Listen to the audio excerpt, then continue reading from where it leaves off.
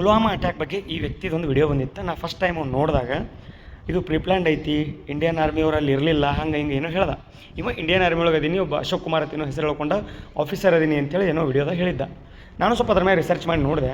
First of all ಈ costume Indian army ಅಲ್ಲ ಅಂತೇಳಿ ನನ್ನ ಫ್ರೆಂಡ್ಸಿಗೆ ನಾವಾಗೆ ಹೇಳಿದ್ದೆ. ಯಾಕಂದ್ರೆ 2022 ಇಂಥ ಕಾಸ್ಟ್ಯೂಮ್ ಬ್ಯಾನ್ ಆಗ್ಯಾವ. ಈಗ ಇಂಡಿಯನ್ ಆರ್ಮಿ ಒಳಗೆ ಡಿಜಿಟಲ್ ಪಿಕ್ಸೆಲ್ ಕಾಸ್ಟ್ಯೂಮ್ ಅದಾವೆ.